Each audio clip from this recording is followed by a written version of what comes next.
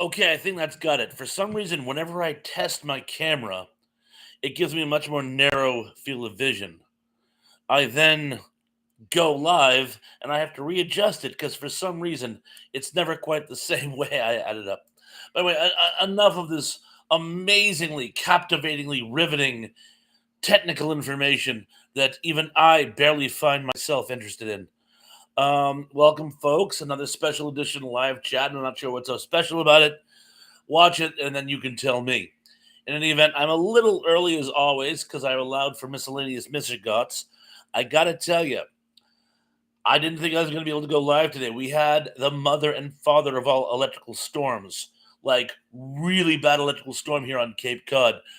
Uh, Worst I've seen here, and sometimes it didn't last long, but it was really violent when it poured through. It reminded me of some of the stuff I saw when I was in Florida. That type of electrical storm. But anyway, we power blinked out for just a millisecond, but it's back and I see you doing okay. Knock on wood. And let's see if you guess here. Oh, my flock is everywhere is actually here. And she says, hi, everyone. Hi to you, Sister Sarah. Always amazing to see you. And by the way, you are based as hell. Christopher Wilkinson is here. He says, good evening, Bob. Good evening to you, my good friend Christopher. Sister Sarah says hello to me specifically. Hello to you too. Rachel in the 208 says, hi, I made it this week. Rachel, I'm so glad you could make it this week. By the way, never lost faith in you. I understand we all have responsibilities outside my fellowship, but I'm so glad you could make it, Rachel. Welcome to the party. Jim's camera, Don is here. He says, greetings, everyone. Tug is here. He says, greetings from Cave City. Being on vacation won't stop me from dropping in. Now, that's dedication. That's dedication. The man's actually on a family vacation. He still stops in. Oh, and by the way, you got to check out. In fact, Sister Sarah, if you could give a link to Tug for those of you who don't have it, and one for yourself as well. But he just dropped his retrospect on the Outer Limits episode Soldier, which I'm sure, as many of you know, is one of my favorites. Oh, by the way, Tug, yes, it's only a tenuous connection between Soldier and Terminator, but when you add in Demon with a Glass Hand and then throw in a little I have no mouth and I must scream, you have Terminator. That's why it says with acknowledgement to the works of Harlan Ellis. And of course, you already knew all this. I'm just making conversation because I saw it and loved your retrospect. Daryl Johnson here. He says, Bob, other brother Daryl, so good to see you. Welcome. You're actually early this week. I'm so glad to see you. And early. And Daryl says, don't forget to hit the like button. What he said, we have 7 people in the chat and only 2 likes. We can do better. Zuplex is here. He says, good evening. Zuplex, good evening to you too. Thank you for the link, Sarah. Harold the Haddle. Come and go with me. And Harold the Hatter is here, by the way. He says, hello. Hello, Harold the Hatter. How are you? Mr. Led's here. Oh my God, Mr. Led. He didn't think he could make it this week, but he did. Mr. Led is here just saying hi with a like Thrash have to go eat dinner.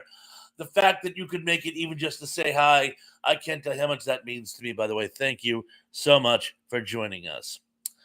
And Tug says, I plan to bring it back up when I cover Demon with a Glass Hand. Did I give the game away? I'm sorry. I figured you were doing something like that. I figured. In fact, you said something cryptic in the beginning of Soldier where you talk about enemy warriors going from one time to another. And I had a hunch that's where you were going. But you know me, I can't help but just spoil everything. Denny says, greetings. Denny, hello, are you? I glad to see you. Don't forget to give yourself a link. Keith is here. He says, never get the notifications. Same story. I don't know why people aren't getting my notifications, but fortunately you knew I was on, and we only just went on the air. A lot of people saying hello to one another, which is very, very nice of you to have the fellowship with one another. Indy says, Indy spouts my brother. So good to see you. He says, warriors come out to play, which is actually, if people care about the story, Michael Patrick Kelly, the guy who played Luther. When he was a struggling actor, there was this homeless dude who used to hang out on the steps in front of where he lived. And every day he would say something like, "Oh, Michael, come out and play!" And the more Michael would just kind of like go about his daily business, the louder he would get. So it's like he'd be like 2 or 3 blocks away, and you could still hear him. And oh, you're probably wondering about the arm.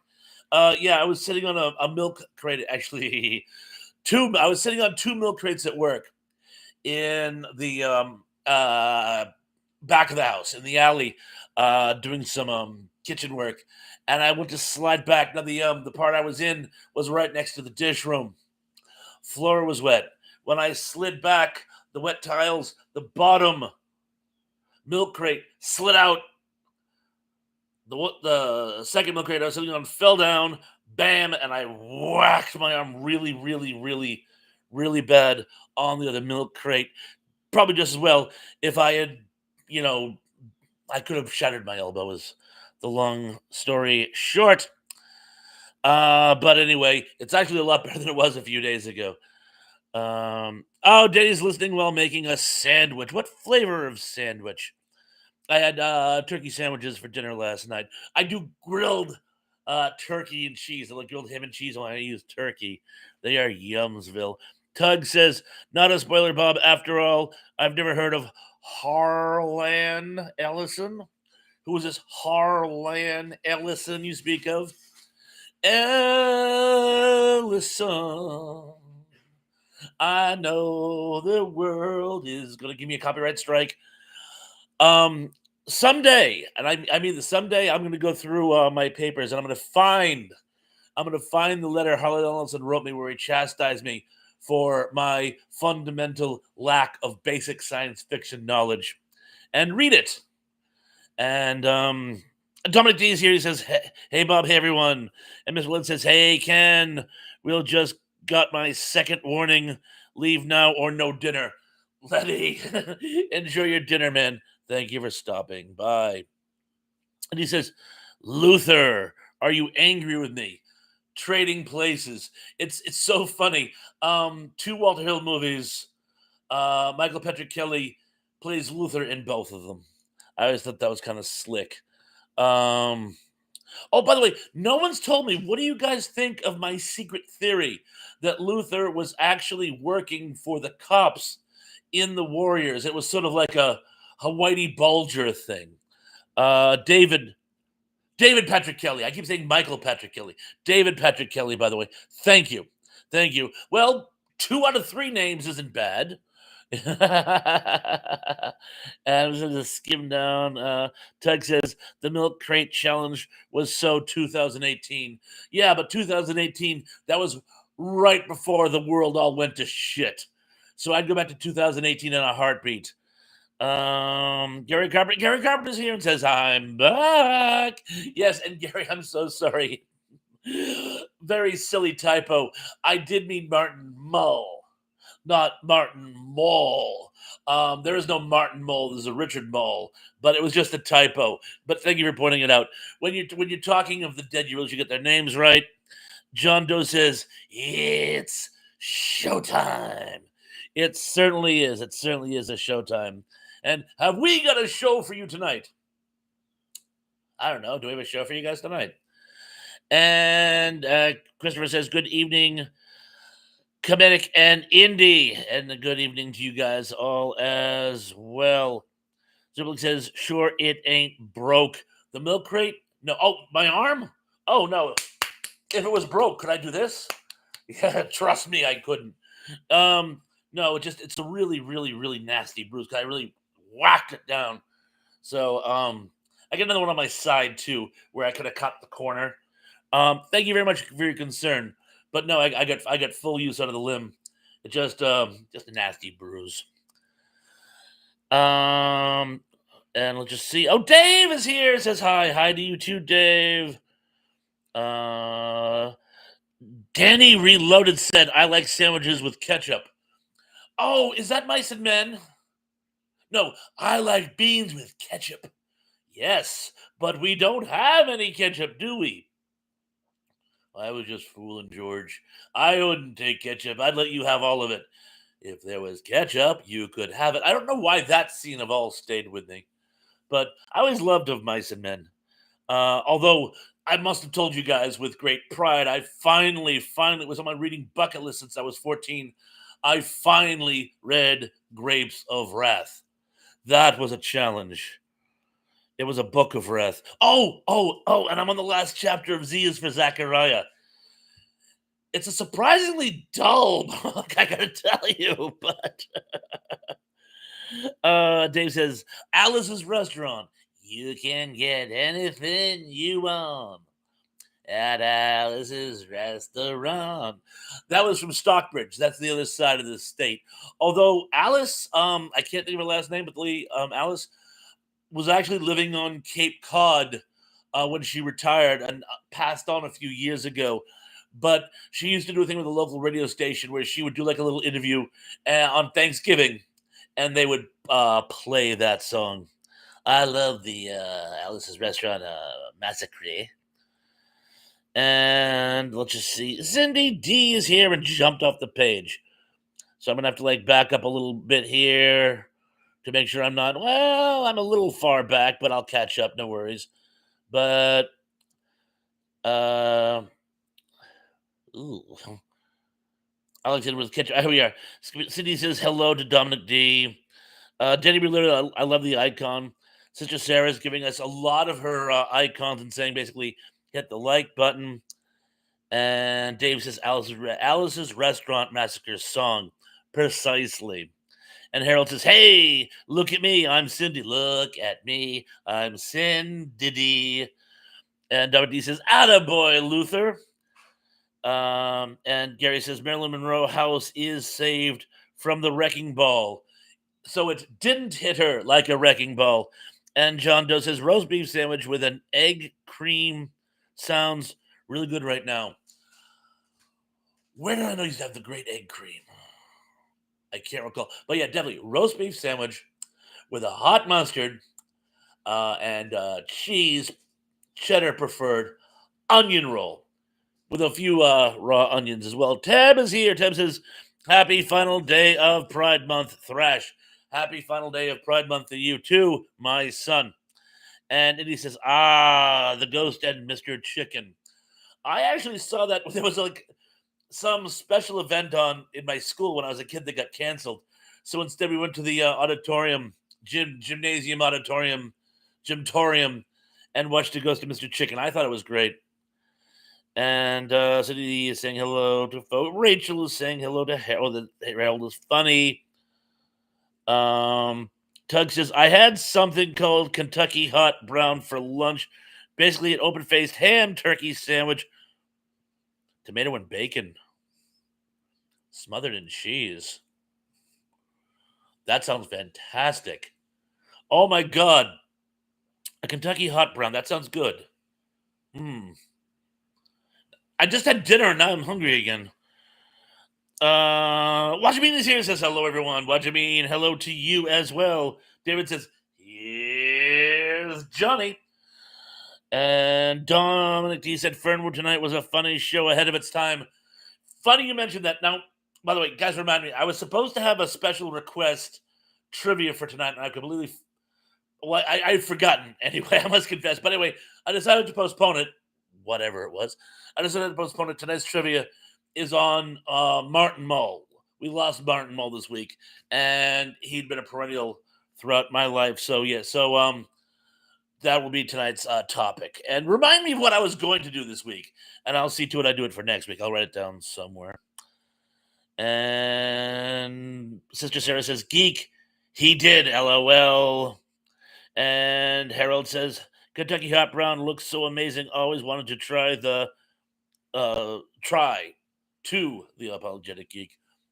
Splendiferous. A lot of people saying hello to one another. Sister Sarah's giving a link. Thank you, Sister Sarah. Jumped. Green Giant. Oh, so he says hello to me. Thank you. You as well. Harold says to me specifically, I was Lenny in the play of Mice and Men. Oh, dude, I can see that. No, if that don't take that the wrong way. I just I can see you doing that amazingly. Um, I wasn't tall enough. You have to be very tall to play Lenny. I really am nothing on a Stein. You know what I would be in a Steinbeck? I'd be like the crooked sheriff, you know, or one of the labor bosses. Sadly, I couldn't be any of the good guys in anything to do with Steinbeck.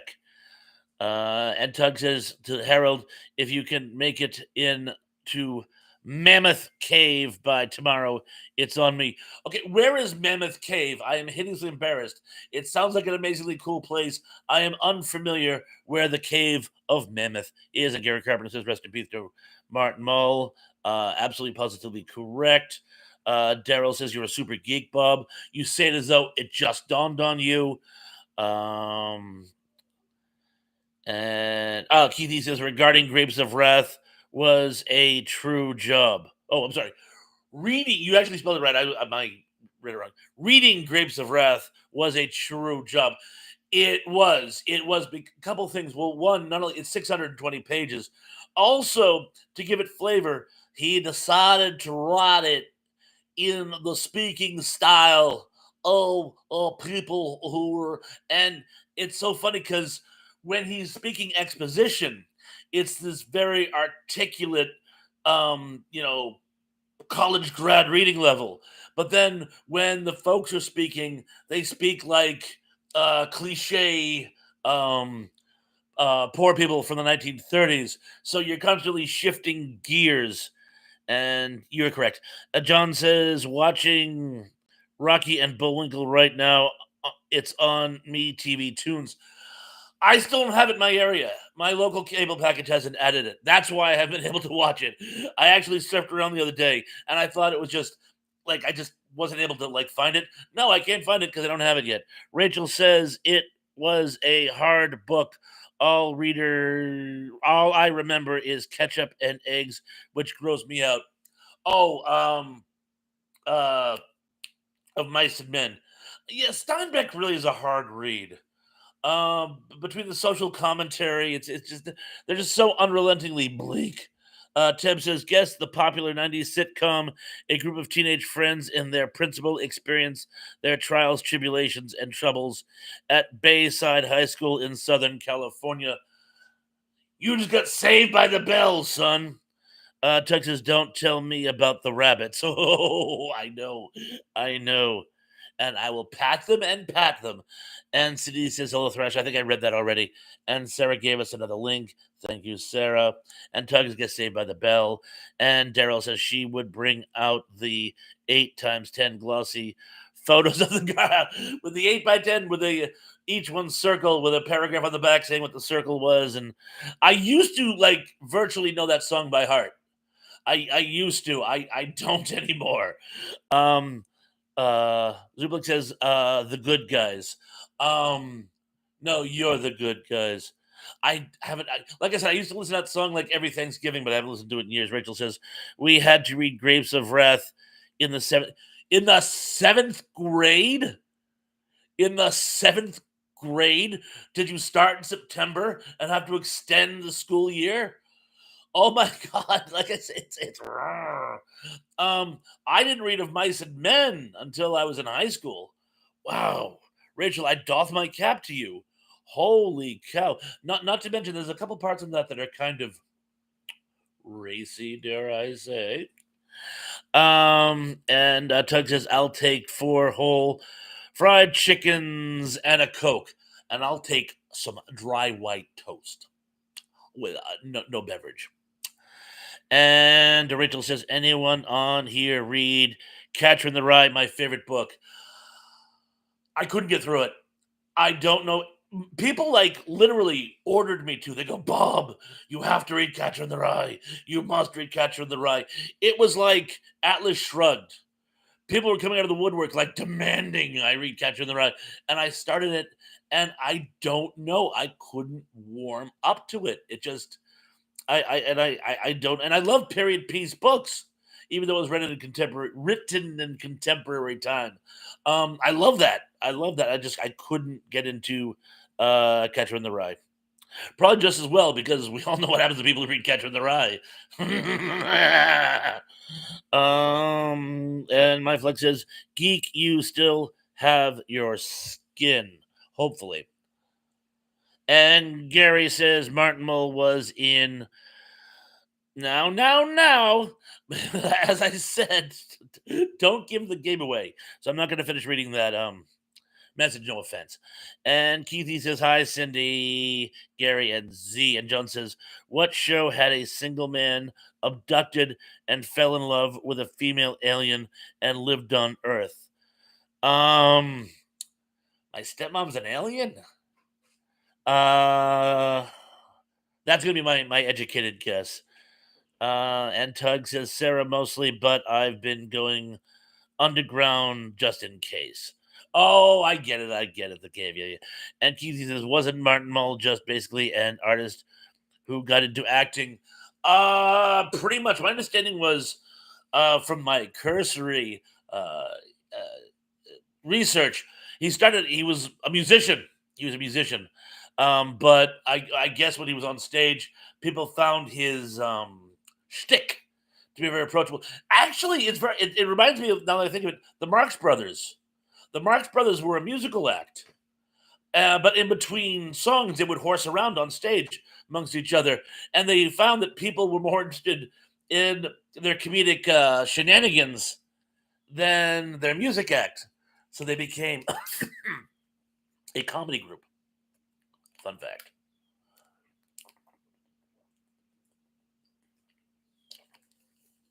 I had to have a sip of my virgin gin and tonic.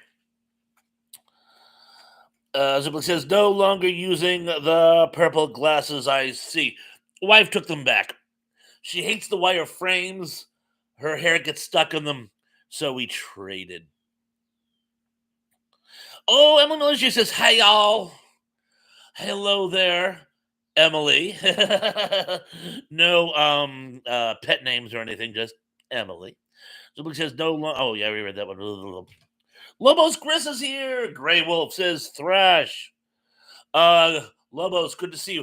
Do me a favor, either Dan or Sister Sarah, drop a link to Lobos Chris. I went to go check on his channel the other day, which I thought I had already subscribed to, and I can't find it. I have no idea what happened, but please drop a link so I can go back. I went to look him up, and I couldn't find the Lobos Grist channel, so please drop a link to Lobos Grist. And Cindy says, I read Catcher and Grapes of Wrath in middle school. Wowzers. I must have gone to a not particularly good school system. Well, I've always said so. Uh-oh. We just had another jump. Might as well jump. Jump.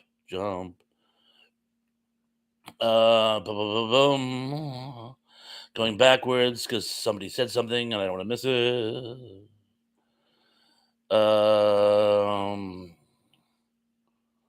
Wow, I'm further back than I thought.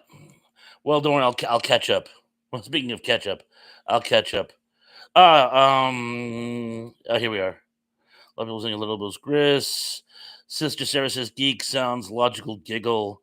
Garrett Cameron says Keithy Mull. I don't really know. Mike, Mike isn't. He's on a family vacation. Mike is in Utah right now. Mike, so glad you could make it. Thank you for stopping in. Sister Sarah has given. Thank you. A link to Lobo Gris. Thank you. John Doe says my favorite Martin Mull role was on Sabrina the Teenage Witch. Careful, people. Don't want to give the game away. That's what the trivia is on tonight. Dominic D says, I remember Martin Mull guest hosting for Johnny Carson on the Night Show a few times. Keith says, I'm sure I'm not spelling that right, Gary. I'm sorry. And Harold says, the loss of Martin Mull hurts me desperately due to many of his movies being comedies of my childhood. I would have been in high school at the time, but I know exactly what you mean. And if I skip anybody's comments referring to Martin Mull, it's only because I don't want to give the trivia. I'm just going to skip down. Tip says, guess this hit from 1998 Disney remake. Lindsay Lohan starred in a dual role of the twin sisters who reconnect at summer camp and switch places in a scheme to reunite their parents. The Parent Trap. Emily says, I agree. Harry. John Doe says, what's the difference between nerds and geeks? Nerds are smart. And Dave says, just thrash. I have different fizz drink. You can try out Diet Coke and Mentos. Ooh, that makes such a mess. That makes such a mess. The book says, the monkey's uncle. Thank you for the link, Sarah. WD says, the Aristocats. Or the aristocrats. Jake Hudson. Oh, Jake, so good to see you. My man says liked and shared. And if we can give links to Jake Hudson's channel, you got to check out. He's putting on some great stuff lately. Thank you for liking and sharing, Jake. And people, please check out Jake in kind. Elizabeth says bed knobs and broomsticks. Swing and a miss. John Doe says alien in the family. Okay, I was close. Gary Carter says the computer wore tennis shoes. It certainly did. Emily says, how far behind is Bob tonight? I'm catching up. And Keith E says, Gary, lately, series I screwing up a lot. I'm sorry. It's quite all right, man. It's blaming on Siri. And on the ENC scale, he's doing pretty good. Thank you. That was very kind of you. And it says The Good Guys was a 1960s sitcom starring Bob Denver, Herb Elderman, and Joyce Van Patten. Oh, yeah. They own a soda shop or something. William Daniels was in the pilot, if I remember correctly. He might have gone on through other episodes. I think I only remember, off the top of my head, I don't remember the pilot. And every week they had a get rich scheme. CD says, wasn't Romeo and Juliet in middle school as well? I read it in ninth grade. And WD says, Grapes of Wrath is a little advanced for seventh grade. Thank you. And Tim says, guess the popular 90s sitcom following the story of Corey Matthews, a young Philadelphia man who came of age through middle school, high school, college, and eventually his marriage to Topanga. Boy Meets World. Cindy D way on top of that. Tug says, Catcher in the Rye is like 150 pages. Atlas Shrugged is like 1,500. They are not the same, LOL. No, it's just the fact that it seems people had an agenda in getting me to read it. And people like just come out of the woodwork and say, you haven't read Atlas Shrugged? You haven't read Catcher in the Rye? You haven't read the Bob Ponce story? I don't know. And Gary says, Cindy, we had to read Shakespeare in school as well. Not a fan of his. Well, Shakespeare was never intended to be read. It was a play. You were supposed to enact it, listen to it, hear it. Emily says Shakespeare is over the top. Too over the top. Cindy says he's okay. He's a little hard to understand. Gary Carpenter, he's definitely an acquired taste. Who, me? I said to see that. Or you mean Shakespeare. And Gary Carpenter says, Cindy, on Gilligan's Island, the castaways put on Hamlet the musical. I asked to be or not to be. Yeah, I remember that actually. It was I thought it was actually a pretty slick idea. Oh, and the skipper is Polonius, brilliant. And John Doe says, my stepmother's an alien was about a widower, not a single man. Gotcha. But it was a good guess though. And Keithy says, I stopped reading after the Pickwick Papers. And Emily says, this content is where I came in. And Ziblik says, T-Pons, tell us about the Ace Trucking Company. The Ace Trucking Company. I'll get back to you on that one. And Tug says, over the top is as good as Shakespeare. You better not mean the Sylvester Stallone movie. I know you're kidding. Oh, that was a good comment. I'm gonna have to skip back here for just a second. Oh wow.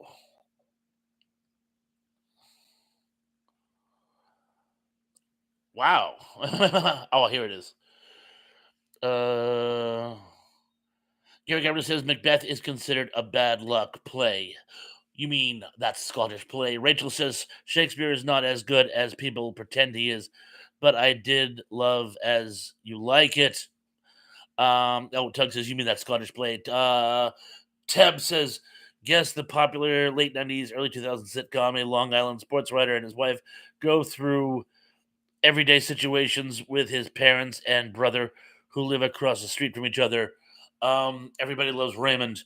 And Indy says to Tug, was Sly taking up arms against the Sea of Troubles?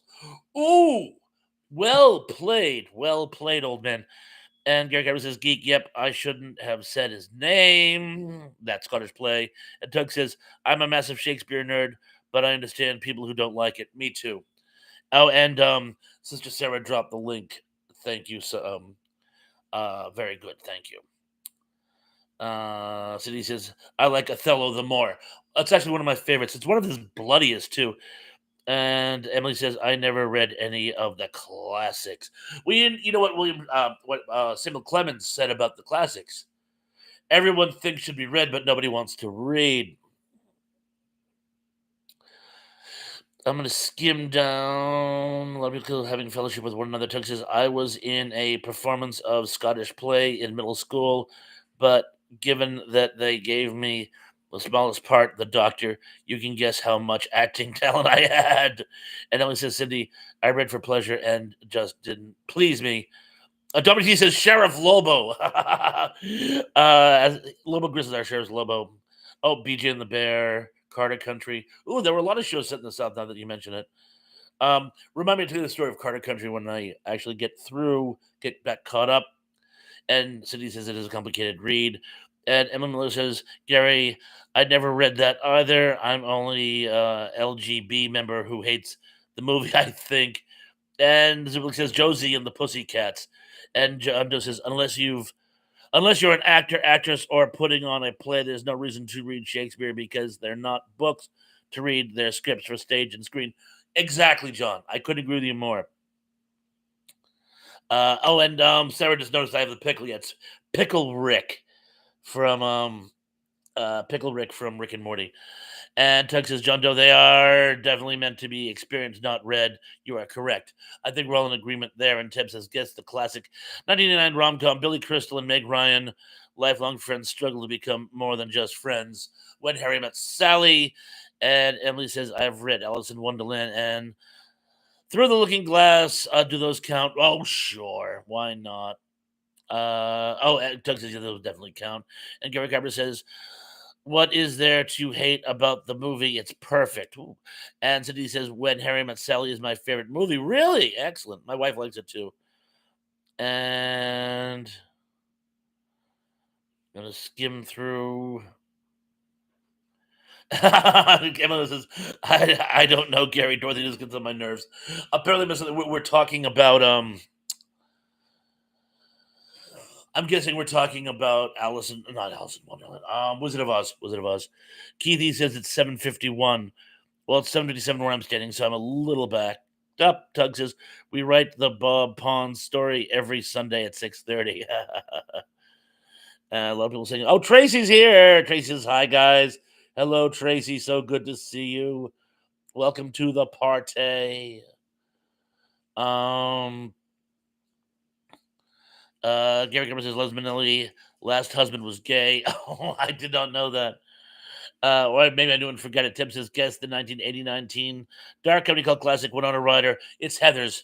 Danny's given another link. Cindy guessed Heathers. Thank you for links, Danny. Zublik says, I remember a comic strip in National Lampoon where a guy sees The Wizard of Oz on television and suddenly that viewing turned him gay. That's hysterical. Although the funniest shtick I've ever saw involving Wizard of Oz is something that Tug shared with me. It's when they get to the end of the Yellow Brick Road, you see the Statue of Liberty, and Dorothy's going, God damn you all to hell. It's one of the funniest things I ever saw. And Harold says to both me and Tug, that is such an awesome way of thinking of this. We are the writers, and I am just the Ron Burgundy. He'll read whatever you put on the prompter. LOL. I will read whatever you put on the prompter. Try me. Oh, Lance is here. Says, "Hey gang, Lance, welcome to the party." Uh, and Emily says, "Maybe that's why it took me so long to come out Superplex." Liza Minnelli, really? And Tug says, "But they still let you in after admitting you didn't like it." Amazing. Gary says, "I love The Wiz as well. It's not as bad as the original one." I love The Wiz too. Actually, I think it's a great flick. And I'm almost caught up. I'm just gonna like. Oh, here we are. John Doe says, "What show was a crazy scientist and large micro animals who run amok in zany adventures, starring Howie Mandel?" I know what you're talking about. I can't think of it. Tracy says, "Thank you for the birthday wishes. You're very welcome, miss. You're very welcome." Tim says, "Guess this raunchy 1919 comedy high school friends vow to make a pact to lose their virginity on prom night." American Pie? Um, oh, no. It was a Britney Spears movie. Um, A Crosswalk to Remember. And Gary Carter says, "John, he found his wife in a pool of blood." Oh. And Keith is singing happy birthday to Tracy. And Cindy D says, "Didn't care for the Wiz. Dorothy should have Stephanie Mills, not Diana Ross. That would have worked much, much better." Pod Blast is here. He says, "Hey, Thrash. Chance, so glad to see you." Gary Carter's wishing Tracy a belated birthday. Lisa Field says, "Hi, Thrash, and everybody. Hello to you as well." Lisa, always nice that you can make it. Danny says, "I actually have some Shakespeare's greatest works. Of course, they're in classic illustrated comic book form. LOL. Nothing wrong with illustrated anything." And Pablo says American Pie. Um, all right, so I was right the first time. And Emily says, "Danny, probably the only guy I would read them." Oh, Keithy says 7:58, and Dave's giving us a link. I'm just going to kind of suicide through here. I shouldn't keep. I keep saying that word, meaning, but I shouldn't. Dave says, like National Lampoon's Senior Trip, that was funny. John Doe says Sea Monkeys, the series. Oh, I'm not familiar with that. And Gary Kepler says Geek, he's a warlock just popped in. Um, I'm gonna skim down. I'm on the home stretch. Teb says guess the 1996 slasher, a mass killer known as Ghostface terrorizes a teenage girl on the anniversary of her mother's murder. Scream. Jim's clapping. Thank you, Jim. Yes, it is Scream. Texas Bucket of Blood is a fantastic Corman flick starring Dick Miller as a sculptor who makes sculptures out of accidental murder victims, precursor to Little Shop of Horrors, which he made just after. Excellent film, and Dick Miller's amazing in that movie. Emily says Scary Movie was better than Scream. You're right. And John Doe says Howie Mandel. I don't know what happened, officer. Her face just ran into my fist repeatedly until she passed out. That was an old joke a buddy of mine used to say. I don't know where it originated from, but it's great. And Gary says never read Catcher in the Rye or Animal Farm. Animal Farm was a tough read too. But anyway, now that I'm caught up and it's 8:02, and I feel bad because you guys have actually mentioned a few things that I wouldn't mention because the Martin Mull trivia tonight. I'm going to do that now after I say hello to Melissa Foster, who just turned in. Hi, Thrash Pondo, and to all. Sorry I'm late. You are just on time because now we are going to do tonight's trivia, which is on the late great Martin Mull, who we've just recently lost. Um, Tim says, "I was surprised they didn't turn Bucket of Blood into a musical. I could see that." And he says, "I would have loved to have Ghostface try that trivia on me. I could have stopped his spree before it even started." Excellent point. Excellent point. I know we all know who the killer in the first one was. First Friday the 13th was. And Emily says, "I like the joke from Chicago better. He just kept running into my knife." And Harold says, "I'm gonna just fly through these like a kamikaze through an American destroyer. I gotta stop saying these phrases. LOL. I've heard far, far, far worse." Oh, imagine if Martin Mull played Spock. Yes. And then he says, I thought Howie Mandel was people who remember him not being a germ phobe. Um, it's funny you mentioned that. That's probably what he's best known for these days. It's very sad too. But anyway, I'm going to start with my Martin Mull trivia, and as always, I'm going to start in no particular order. In the Mary Hartman universe, Mr. Mull plays a characters, by what name? A. Macy, B. Gimbel, C. Bradley, or D. Zaire? I shall repeat. In the Mary Hartman universe, Mr. Mull plays a character or characters by what name?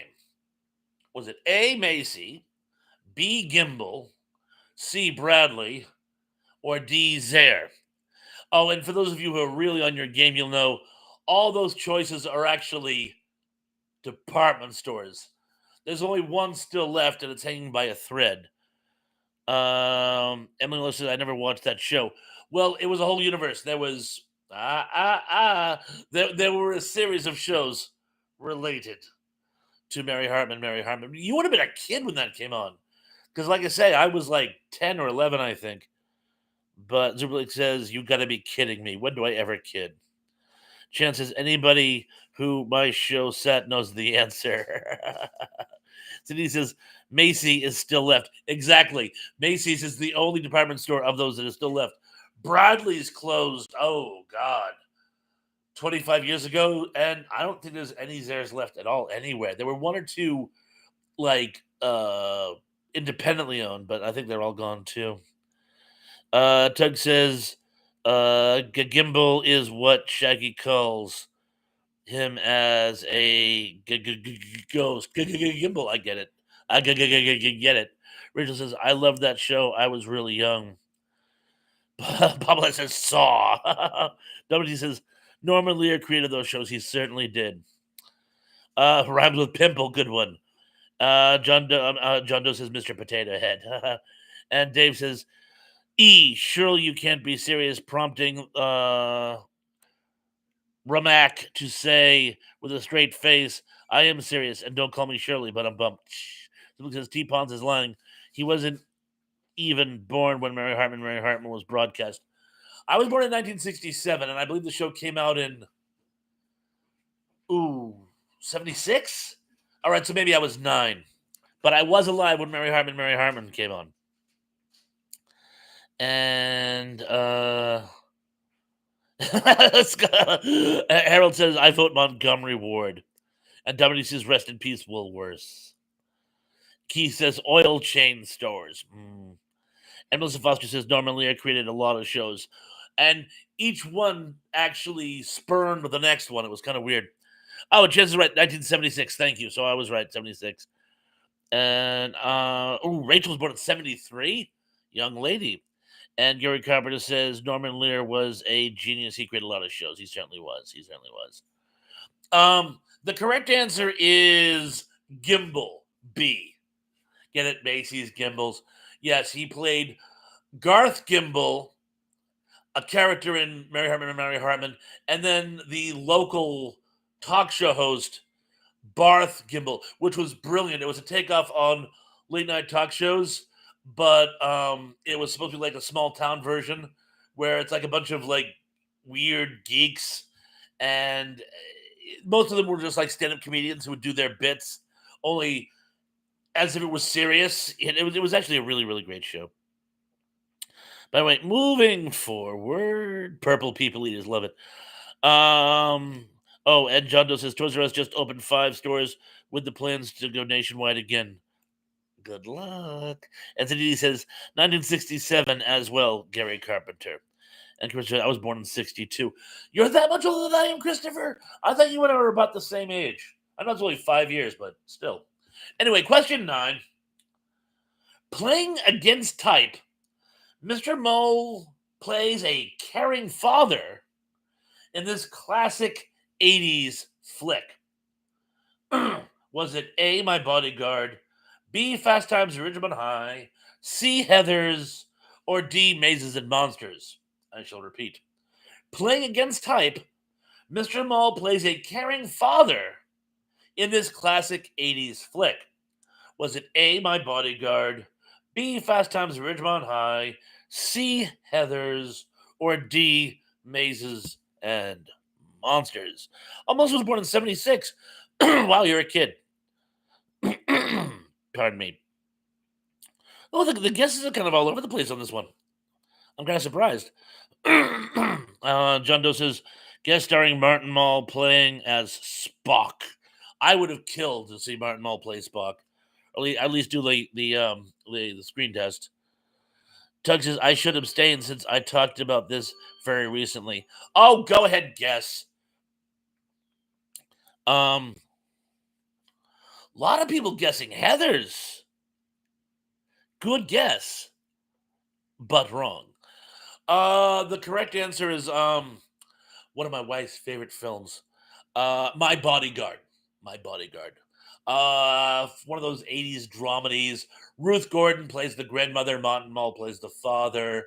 I believe Jennifer Beal is in it as well. Who, as you know, I had something of a crush on back in the day. And well, there's a lot of people in it, but anyway, the correct answer was in fact A, My Bodyguard. Question 8. Mr. Mull,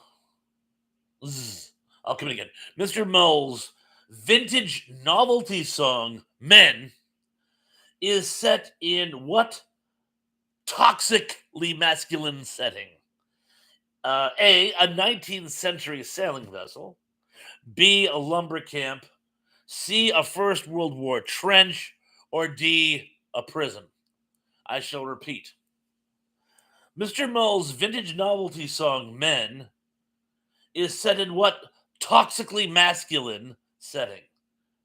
A 19th century sailing vessel, B, a lumberjack camp, or a lumber camp, it'd be the same thing now that I think of it.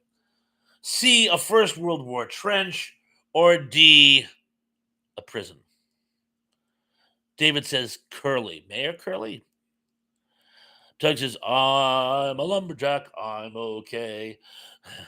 And Keith E says, Quiero Taco Bell. A lot of people guessing B. And some people had guessed it before, but I'm guessing everybody saw Tug's quip and thought it was a hint. Dave says Toxic Avengers. Good use of the source material. Liverpool FC Lancaster Bomber. Possibly the coolest handle I have as yet seen on my channel. First of all, Lancaster Bomber, cool squared. You know I'm a World War II buff. But a Liverpool FC, I'm not entirely sure what the FC stands for. I'm guessing Flying Corps, as in the Royal Flying Corps, but specifically a branch based out of Liverpool. Correct me if I'm getting any of this wrong, or let me know if I'm getting any of this right. Probably easier. But so, yes, I'm guessing Liverpool was the local air regiment. Liverpool FC Lancaster Bomber. Anyway, you guess Z. You know what? You give yourself credit for Z. I'm gonna write in Z in your case. And welcome to the party, Liverpool. John Doe says the Bodyguard and My Bodyguard are two different things. Totally and completely different movies. And he says, I'm pretty sure that song is full of semen. And Indy for the win. Yes, it's a 19th century sailing vessel. It's probably Royal Navy. I would have accepted pirate ship, but I believe it's like one of those like master and command situation where it's a Royal Navy vessel. Rachel says the dump. Tug says, I know, John. I was just making a joke. LOL. Zubik said, very English. Yes, it was an English ship. Zubik says, football club. Liverpool Football Club. Liverpool Football Club, Lancaster Bomber. Now, that's a manly name. I like Flying Corps better though. And Harold says mine was a total guess. I haven't read it. And Liverpool says Liverpool. Sorry, Liverpool Football Club. Love it, absolutely love it. And thank you, Superflix, for filling me in. And people saying hello to Liverpool. What you mean? Tug says Whitney Houston butchered the Dolly Parton song. I know. Oh, I know. Oh, ick. Awful. I hated that cover.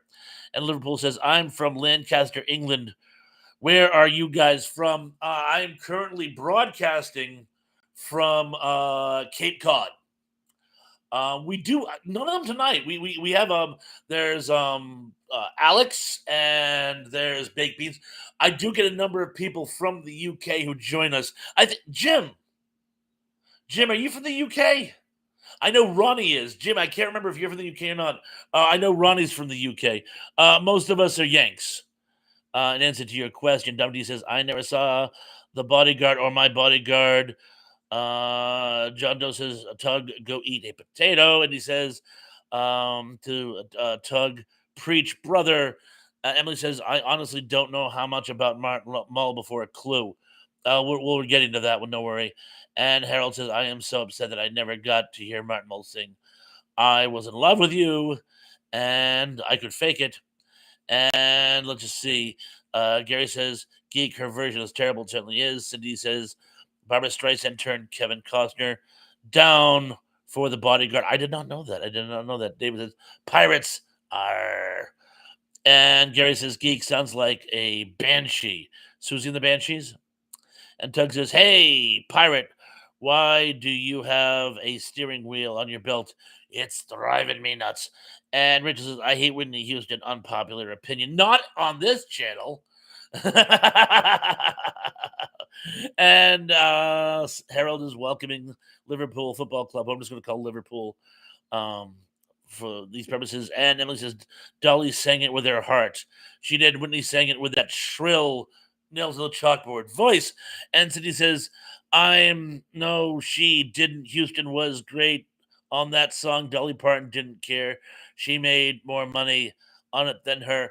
It's a free country, Cindy. If you like Whitney Houston, you go, girl. And I'm sorry if I hurt your feelings. John Doe says, any trivia about Ziggy coming up? Sorry, no.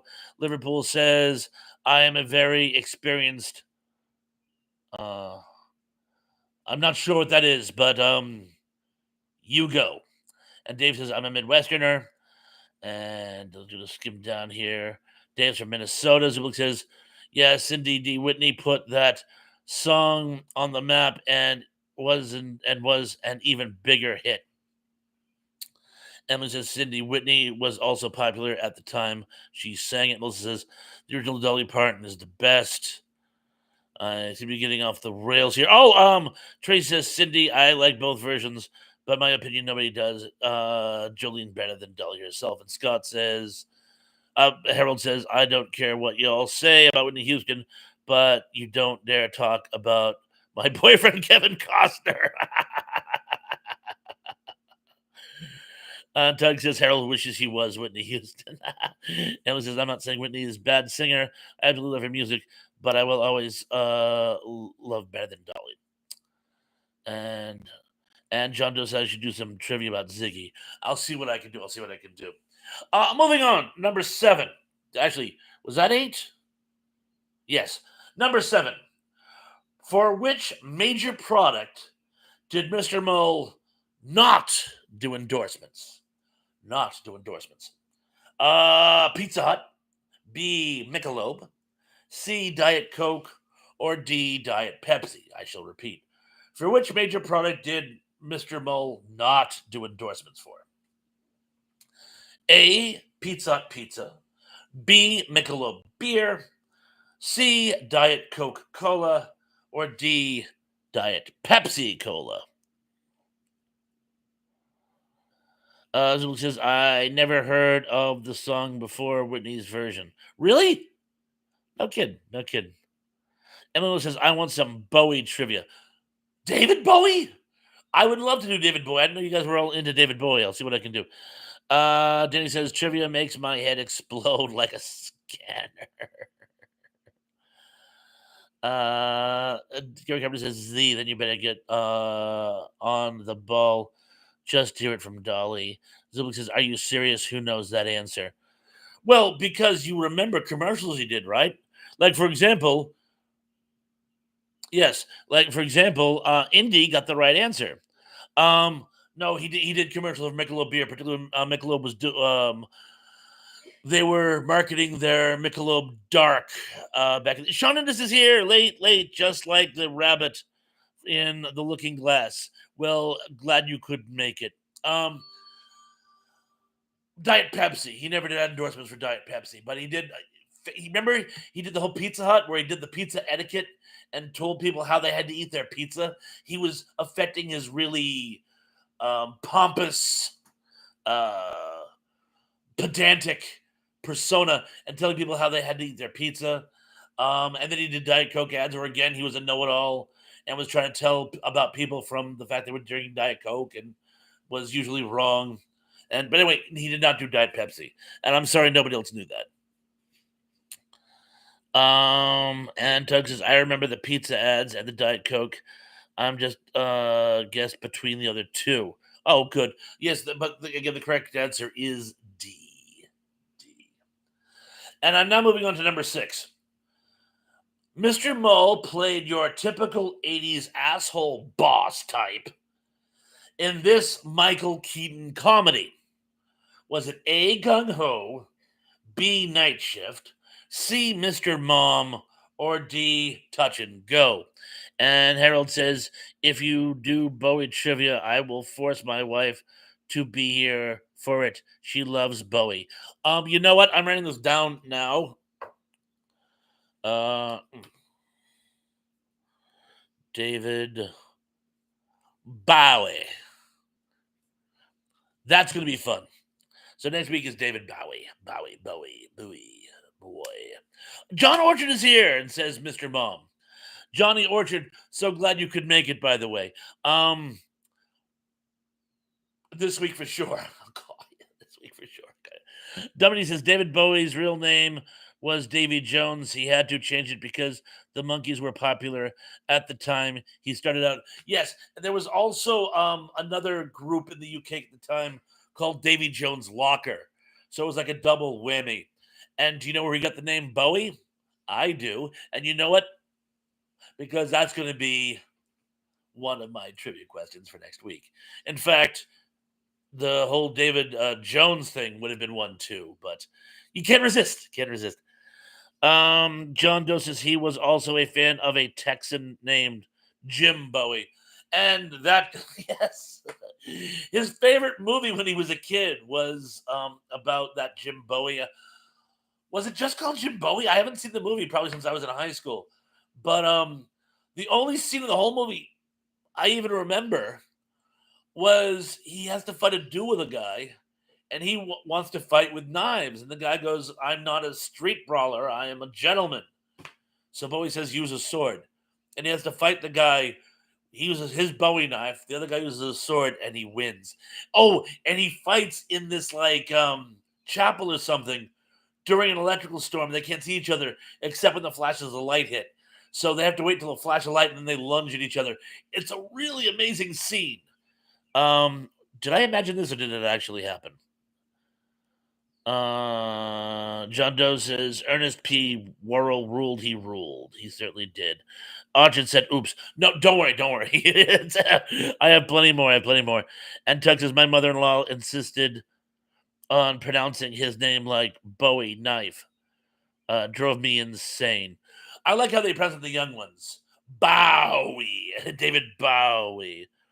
And Melissa says Jim Bowie had a knife named after him, the Bowie knife. He certainly did. And John Doe says it's a Boems. Anyway, I'm going to repeat the question because I don't even think I repeated it. Mr. Mull played your typical 80s asshole boss type in this Michael Keaton comedy. A, Gung Ho, B, Night Shift, C, Mr. Mom, or D, Touch and Go. Indy says, are you thinking of the Iron Mistress with Alan Ladd? I might be. Like I said, it's a movie I haven't seen in over 40 years. And literally the only scene I remember is that duel. But I'm going to look that it could be Alan Ladd. It could be Alan Ladd. And is that it, does he have to like fight a duel with a knife in a place where they only see each other when like the lightning flashes? Because that's how we'll know that's the right movie. Cindy says Kevin Costner brought the song to Whitney, who hated it. Blame Kevin talked her into it. Tug says so. Mr. Mom was in a musical, apparently. Yes, Mr. Mom is the answer, and I know it was not a musical. It could have worked as a musical. And Gary Carpenter says Stuart Granger's real name was Jimmy Stewart. Fanny Flagg's real name was Patricia Neal. That I did not know. And Tracy says, I loved Gung Ho. I certainly did too. And Indy says, Schooner Tuna, the tuna with a heart. And speaking of the Mary Hartman universe, if you put a gun to my head, I couldn't tell you that actor's name, but the guy who played the owner of Schooner Tuner was also in Mary Hartman. Mary Hartman. He played Hartman's unfaithful husband's best friend, who works with him down at the plant, whose wife was played by, oh, I can see her plain as day. Um, she was in The Big Chill. She's the one who wants to get pregnant in The Big Chill. Indy, help her brother out here. But she was married to the guy who was the owner of Schooner Tuna, and Graham Jarvis, and the woman who played his wife. And let's just see. Keithy says 220, 221, whatever it takes. Yep, definitely, definitely. Emily says Gary Bob Hope was really Leslie Hope. Well, we haven't done. We'll do scores in a second. And Gary Carver says, I knew that already. Tug says, my real name is in unpronounceable by your limited human tongues. Spock, when his ex-girlfriend asked what his first name was. Gary Carpenter says, John Wayne's real name was Marion Michael Morrison. Certainly was. Jenny says, yep. Indy says, Joanne Reeder? Doesn't sound right, but you've never lied to me so far. And it just seems funny that both of them were in the Mary Hartman universe. And Emily says, Tug, you might be surprised by what tongue. Owned by my tongue, never mind. Oh, no, Emily, please don't let it stop you. Please. Like I said, I'll read anything. And Tug says, Kevin Costner is also in The Big Chill. Yeah, Ixnay on the Orps K. You know, we're not supposed to talk about such subject matter, but yes, he was in The Big Chill in an extent. Oh, in the flashbacks, which were cut. Clever, very clever. Tug says, Emily, we can talk tips after class. And Rachel says, my mom's name is Marion, LOL. And Melissa says, Judy Garland was the original name. Francis Gum, I did not know that. And Gary Garber says, and Dora's last name was never given, and she said it was unpronounceable. Oh, I did not know that. Tab says, JoBeth Williams. Yes. Thank you. So I don't know if I was describing her wrong, Indy, which is why you or maybe you were using her Mary. I don't know. But JoBeth Williams is the actress that I was trying to remember. Although it may be the wrong one. And John says, LOL, my real name is that if an Oscar nominee in recent years that I've previously been mistaken for. No kidding. No kidding. Dougie says Alice Cooper's real name is Vincent Furrier. Too cool, too cool. And Tim says, no, it's actually Mary Kay Place. But yes, JoBeth Williams is in it. She plays it different. In fact, JoBeth Williams, now that I think about it, if any of you guys remember the local Boston kids show Jabberwocky, I know it was syndicated in some other areas, so even though it's from Boston, I know other parts of the country watched it. JoBeth Williams was in Jabberwocky before she did The Big Chill. So I just had the names crossed. But I think Mary Kay Place is correct. And he says, You thought I was asking for his real wife. Okay, now. Donnie says I'm confused. Join the club. Emily says out of context, but I just found out today that Mel's Diner is a real place and still serves breakfast and lunch. Same building, same location. That is too cool. I'll have to go to Arizona. And Tug says, what is it with all the Looking Glass references tonight? We're through the Looking Glass, people. We're through the Looking Glass. The book says Jo Beth Williams was the wife. Entity says she was the mom in Poltergeist. Boom. Yes, she was. Yes, she was. But anyway, so scores? After all that, can we get some scores? Do you not want to give scores? You don't have to give scores. You know, ever give yourself 5 out of 5. And then we'll do the second half. Tug is 3 of 5. Sean Innes says to Emily, "How dare you?" Haha, JK. Emily is 1 of 5. Harold is 3 of 5. Zublex is 1 out of 4. Tracy is 3 out of 5. Keith is 0 for 5. Wajamin is 2 of 5. Cindy is 4 for 5. Rachel is 4 for 5. Teb says, "Sorry, I got confused." Me too. Me too. Me too. But Teb, thank you so much for helping. And Teb is 3 of 5, but thank you so much for helping. Denny is 5. I'm so ashamed. You are not. You hate my trivia. Dominic D is 3 of 5. Indy says so far so good. Even the bonuses. Lisa Fields is 4 out of 5. Gary Carpenter is 6 of 10. Melissa Foster is 3 of 5. Jonas is on my phone late, so 0 of 5. And Doug says, "Oh my." I was thinking of Dee Wallace, the mom from E.T. Oh, Dee Wallace, who was also in Slapshot. She does the topless scene in Slapshot. She was also in Cujo. And wasn't she also in? Yeah, she was in Close Encounters. Terry Garr played the wife, but what was the boy's name? Ronnie, the boy who gets abducted. She was the mother of the boy who gets abducted. Wasn't she?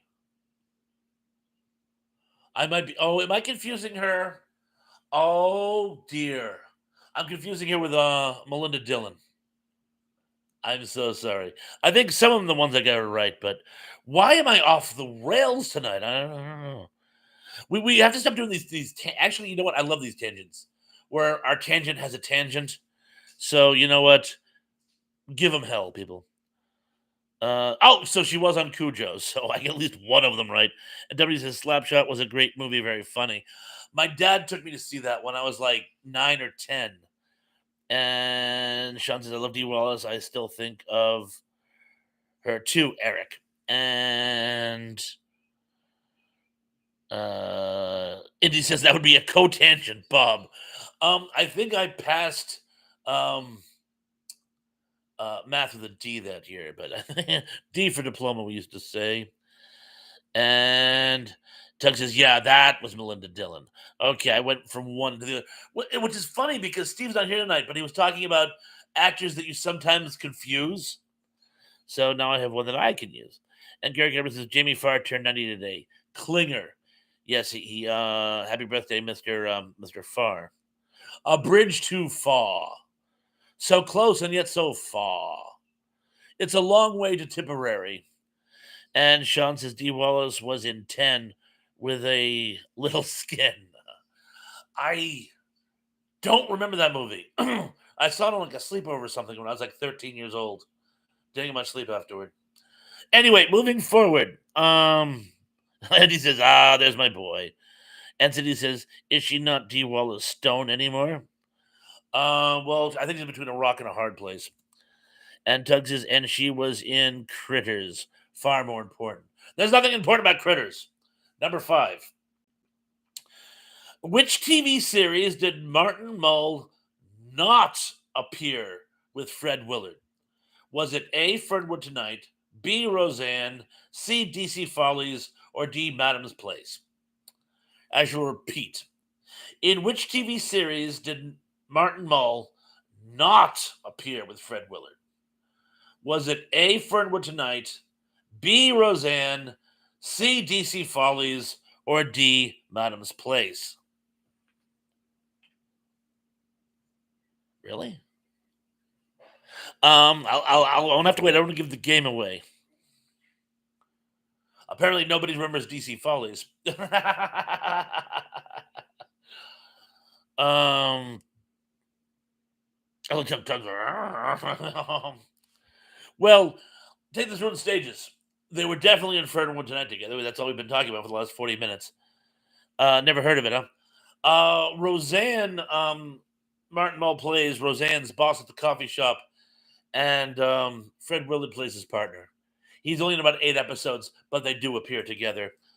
DC Follies, which was sort of like, an American ripoff of Spitting Image, uh, adult puppet show type situation. It's set in a Washington bar, and Fred Willard is the bartender. Martin Mull does one episode as himself. So sadly, C is incorrect. It was D. Martin Mull was never on Madam's Place, but Fred Willard did a few episodes. Texas Critters is an important cinema landmark. Thrash, how dare you? Oh, I know. I went there. And Gary says Stephanie Powers' real name is Stephanie Zofa. I'll get this right if it kills me. Stephania Zofa Federikovich. That's as good as it's going to get.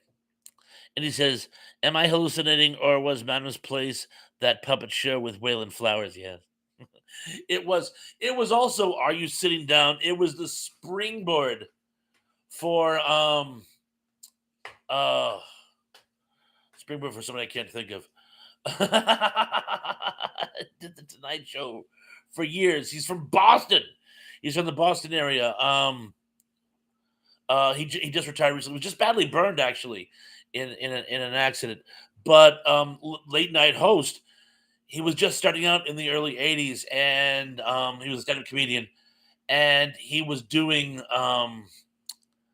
Madam's Place. He was like he had a recurring role as their in-house comedian, and I can't believe I can't. The WD says Sid and Marty Krofft produced DC Fellas. I can certainly understand that. And Harold says I got one right against the herd.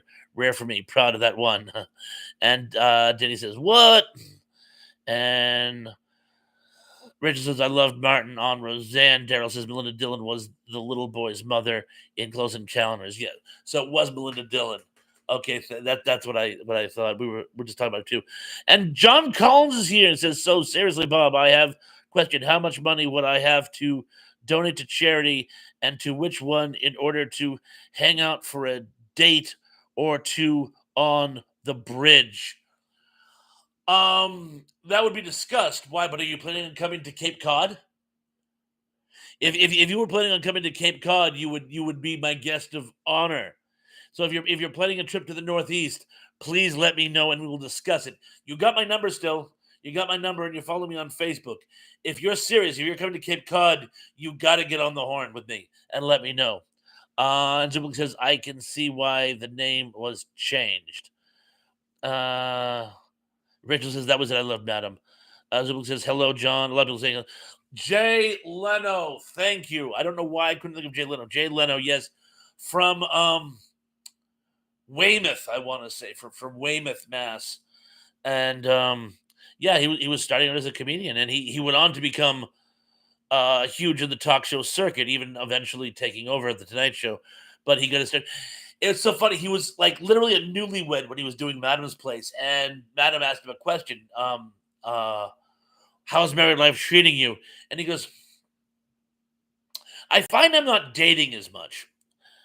Lisa says, no wonder she changed her name. Ian says, I'm sorry, Sean Innes says, never watched Roseanne, but was perfectly friendly with Sarah Gilbert in the early 90s. Gary says, I didn't get to see all of the Madam show, but I loved her on Solid Gold. She was amazing on Solid Gold.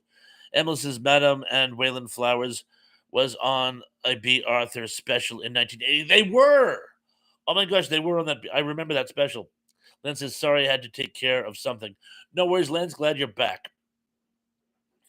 And Cindy says, B. Arthur danced with Urkel, LOL. That's priceless. I don't recall that, but it's priceless. And Indy says to Daryl Johnson, and that kid's name was Berry Berry. And Gary says, Melissa, I love that to find that special. Remember, she was in the Star Wars Holiday Special. She certainly was, even though I couldn't see it. I was being punished. And Lisa Field says, Cindy, that was a classic. A lot of people saying hey to Lance. Music and fun, etc. Etc. Says, good evening, everyone. Good evening, etc. etc. Um, and Emily says B. Arthur was a better comedian than most people realize. Too true. She was very, very, very funny. And Tracy says, loved Waylon and Madam. Lynn says, I'm okay. Excellent. Hi, Mrs. Thrash.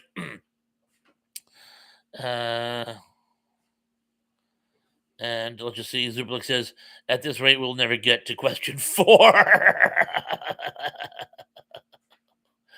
And he says, you're never going to make the cast with that level of table reading. Wow. All right, so I'm moving on to question 4. Question 4. Mr. Mull plays this military theme named character in this experimental 80s all-star cast comedy. Was it? Well, it's a twofer, by the way. So we'll do the what was the name of the movie? And there's no clues, just guess the name of the movie. And was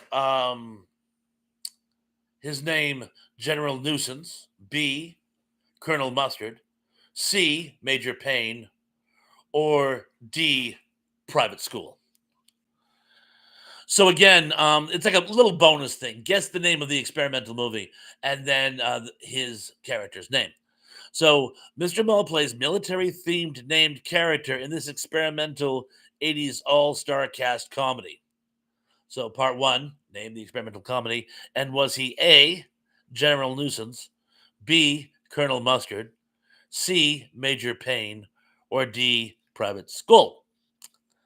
And you guys are knocking this one out of the park. And you know what? Give yourself 2 points for it. One, because there's actually a two-part question, and 2, because you've been dying to talk about this movie since I came on. And John says, didn't mean to say date. I meant to say day or 2. I figured as much. Or play date, friend date, don't worry, John. I knew you weren't asking me out. Mrs. Thrash will be here anyway. So but anyway, yes, if you are you thinking about coming up to the Northeast? If you are, let me know. Either that or maybe Mama Thrash and I can head down to I'm gonna butcher the name. Brainerd? Is it Brainerd FLA? Because if I remember correctly, Mama Thrash has her best friend lives in that town in Florida. Is that true? Oh, Mrs. Thrash. I looked over Mrs. Thrash to see if she can't remember either, but I believe it's Maynard. And he says, "Sir, there are women present." I know Mrs. Thrash was one of them. She was taking the cake, literally. I got the strawberry cream cake at on my local supermarket, and she is eating it with both hands. And Cindy says, I'm good, Lance Chafin. I thought you hated me because I kept speaking to you with no response. I'm sorry. I'm sure Lance doesn't hate you, Cindy. I'm sure Lance doesn't hate you. And Emily says, Cindy, for a long time he couldn't see your comments. I don't know what was going on with that. It wasn't just here either. And Lynn says Cindy never would ignore you at all. Oh, that's sweet. And Sean says, Emily, does it have multiple versions of it? Can't remember how many endings the film had. 3. It had 3. And yes, for everyone, he was Colonel Mustard, and the movie was, of course, Clue. And now moving on to question 3. In what major Fox animated series does Mr. Mull not do voice work for? Was it A, The Simpsons, B, The Family Guy, C, American Dad, or D, Futurama? As she'll repeat, in what major Fox animated series does Mr. Mull not do voice work for? Was it A, The Simpsons, B, The Family Guy, C, American Dad, or D, Futurama? Ugh. We've had a lot of interjections. I looked at the clock. It's 8:45. I don't know. Well, a lot of people are saying C and D, not to keep you with suspenders. It's actually D, Futurama. He plays the local pastor in American Dad. I forget how many episodes he's on, but he was on American Dad. He had a recurring role. Number two, Mr. Mole made a guest appearance on this vintage Fox cult TV series. A, 21 Jump Street, B, Get a Life, C, Married with Children, or D, Martin. I shall repeat. Mr. Mole made a guest appearance on this vintage Fox cult TV series. Was it A, 21 Jump Street, B, Get a Life, C, Married with Children, or D, Martin? Tracy says, Gall, as in Godot. Waiting for Godot. It's really down between these two. Most people are guessing Married with Children or Get a Life. So I will tell you, it's Get a Life. It's an episode where Chris can win a day with a Hollywood celebrity, and it's Martin Mull, and he drives Martin Mull absolutely crazy. But then Martin Mull goes native and ends up driving Chris crazy. It's a very bizarre episode, but it's very funny. But it's B, Get a Life. And the number one question is in the mid 80s, Mr. Mole produced this half-hour mockumentary, later adapted into print.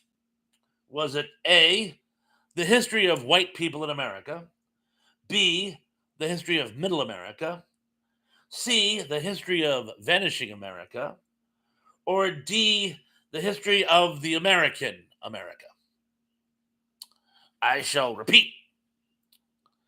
In the mid 80s, Mr. Mole produced this half-hour mockumentary, later adapted into print. Was it A, the history of white people in America, B, the history of middle America, C, the history of vanishing America, or D, the history of American America? John, leave it to an author to know that one, eh? And let's just see. Anyway, yes, A, history of white people in America. My college roommate had a copy of the book, and I didn't read it cover to cover, but I remember being very funny. But anyway, so now that we've covered all the bases, now if people want to share what their favorite TV or movie role or their favorite television memory of Mr. Mole, because he did spots on like sketch comedy shows or late night TV or what, but or even commercials. What you guys remember him most from? Oh, and let's get some scores. Zublix is 2 out of 9. Lucy Field says, Gary, I didn't know that. Cool. Johnny says, Red Tug's book, if you like a good science fiction story. Oh, very nice of you to mention that. Tracy is 7 for 10. Zublix says, Fernwood tonight. Probably me too. I loved him in Fernwood tonight. Cindy is 8 for 10. Sean was 4+1 because of the Clue mustard, so that's 5. Tug is 10 for 10 with an extra point for Clue. Keithy, it was just nice to play the game. Thank you, Keith. You're wonderful. Lisa is 8 of 10. Emily says, other than Clue, I loved him on Sabrina the Teenage Witch. Yes, he played the school principal. And did you ever see the episode where they give him the age regression potion so that he's more fun because he's dating one of the aunts? And at first he's like this like really cool hipster, but then it goes too far and he becomes like a 9-year-old. And he starts acting out in the restaurant during their date, and the server says, would your date like some crayons? Uh, that was like the funniest episode that they ever did. Harold is 7 of 10. Tug says, "Aw, thanks, John." Danny says, "Jingle all the way." I don't remember him in Jingle All the Way. I'll take your word for it, but I don't remember him in it. Terrell Eugene Bellinger is 9 of 11. Gary Carpenter says he was on Roseanne. He certainly was. Dominic D is 6 for 10. Melissa Foster is 8 for 10. Not too shabby. No, you should be very, very, very proud, particularly with my trivia, because I'm tough. Lisa says Clue is my favorite, or Mr. Mom. You know what the funny thing about those two is? And this just popped into my head. Both of them also feature Christopher Lloyd. Christopher Lloyd is one of the characters in Clue, Professor something or other. And he's also one of Michael Keaton's laid off coworkers in Mr. Mom. Why didn't you tell me this morning I was fired?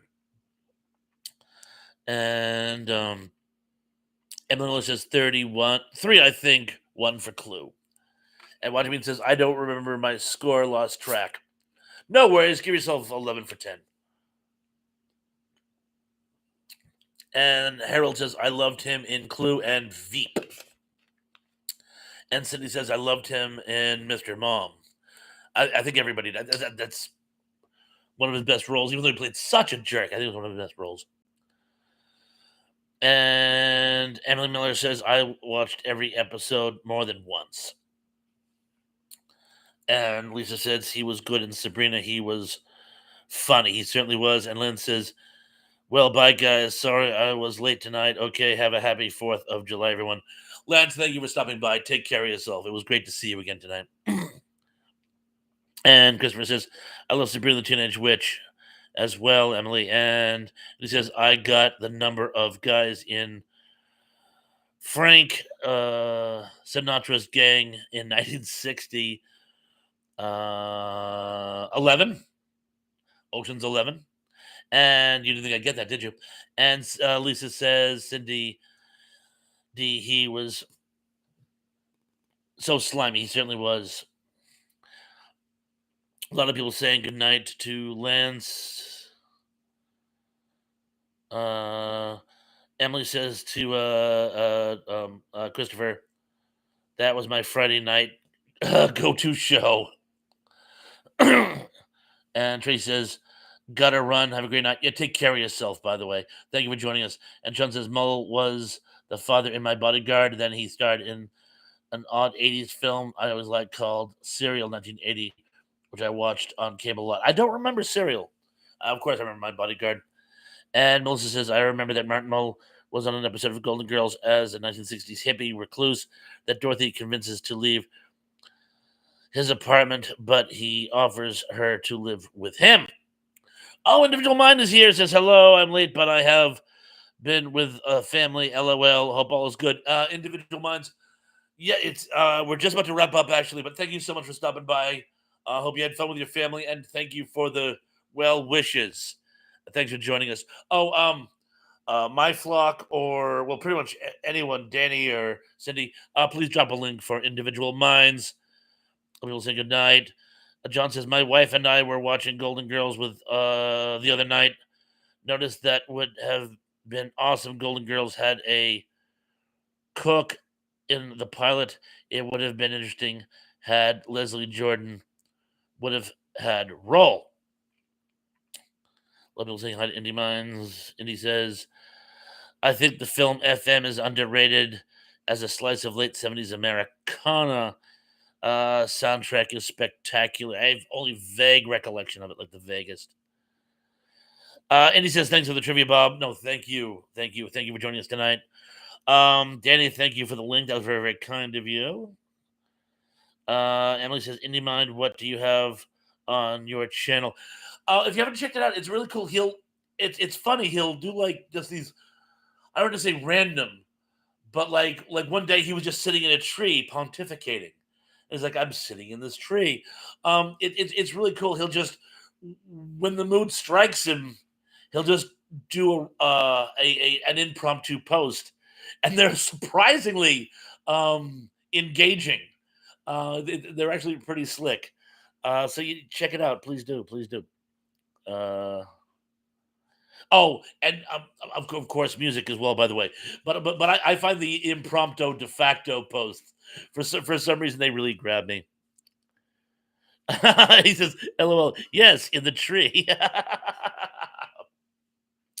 Like I said, that was the one that really stands to mind. Gary says, "Where can I find that special with B author and Madam?" Oh, I'll have to do some digging. I'll get back to you, Gary.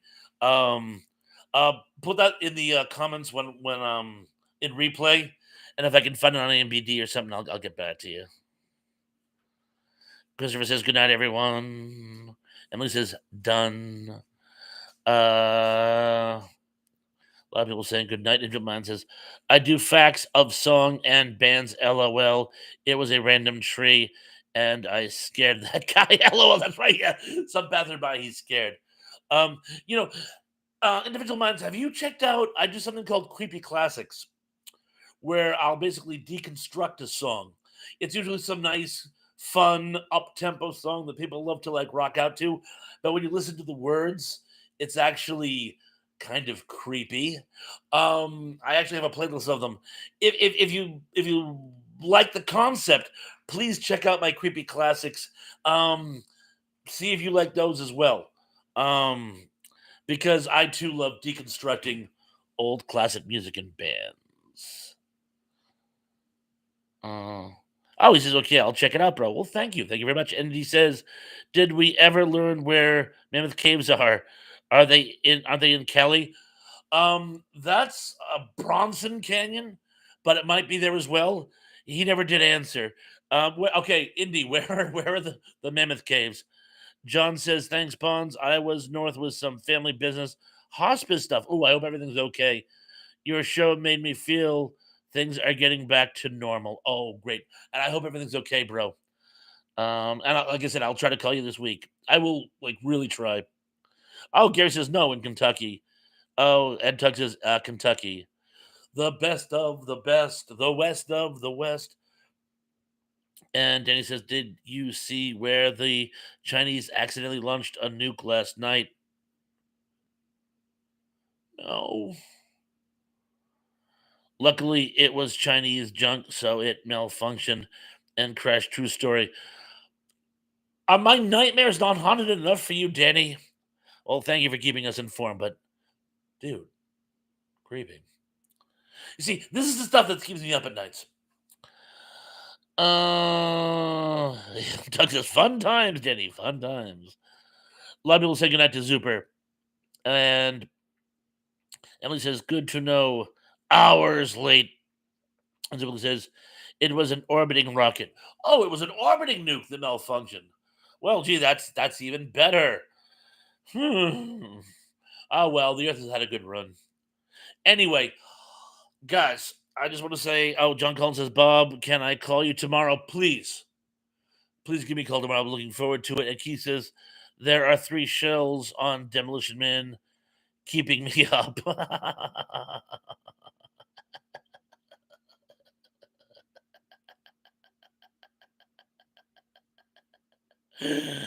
Oh, so he says, good night, Thresh. Anyway, and good night to all you guys. I absolutely love doing these. And thank you for the link, Danny. I absolutely love doing these. And I couldn't do them without you. And my running joke, well, I could have, but just be here talking to myself in the camera for an hour and a half. But you guys make these; they're so much fun. They're so interactive. They're great, and I love the persistence. Like for example, last week when my live crashed and I had to start up again, you guys all came back. You all came back. You didn't say, next time I'll catch up the next time. No, you all came back because you all knew that I would keep swinging and that I would be back. And you guys all wanted to rejoin. And I can't tell you how grateful I am of saying. I will have new content this week. I haven't quite decided what. I will have new content this week at some point during the week. And there will be another show for next Sunday. Remember, next Sunday is going to be David Bowie trivia, if I have any questions left. But anyway, until then, be good, be safe, be careful. And I'm looking forward to seeing you all again very, very, very, very, very soon. Peace.